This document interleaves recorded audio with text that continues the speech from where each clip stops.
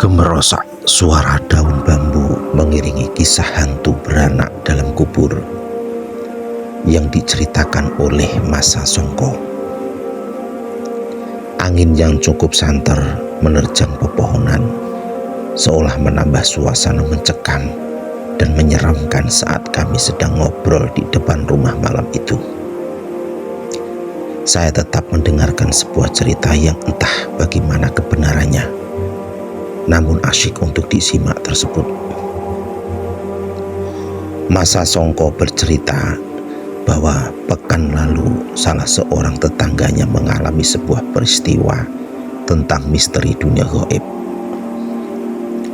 Sebut saja Pak Jumali, seorang pria paruh baya yang menjadi tokoh utama dalam cerita hantu beranak dalam kubur ini. Sebuah peristiwa yang memang sangat menyeramkan, sekaligus menghebohkan masyarakat setempat. Awalnya Pak Jumali tengah melakukan pekerjaannya sebagai seorang petani, yakni mengairi tanaman padinya dengan mengaliri air dari parit.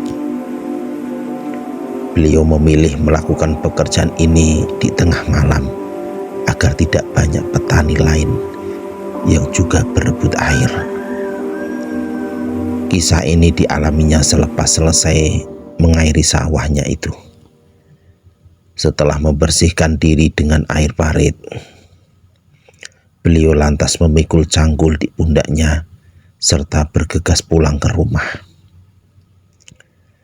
Sawah milik Pak Jumali memang terletak di tengah persawahan serta berada di pinggiran sungai. Mau tidak mau beliau harus melewati sebuah pemakaman umum warga sekitar yang tergolong sangat gelap serta jauh dari pemukiman. Saat melintas di pojok pemakaman tersebut, Pak Jumali dikagetkan dengan suara tangisan bayi yang rupanya bersumber dari dalam pemakaman itu.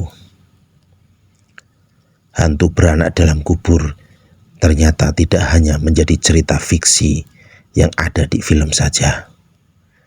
Buktinya Pak Jumali mengalami sebuah kejadian misteri yang cukup menakutkan dan menyeramkan saat itu. Iba dengan suara tangis bayi yang ia dengar, lantas Pak Jumali mencari-cari di mana sumber suara tangisan tersebut. Beliau berpikiran jika ada bayi yang dibuang oleh ibunya, seiring banyaknya kasus hamil di luar nikah yang akhir-akhir ini marak diberitakan di media.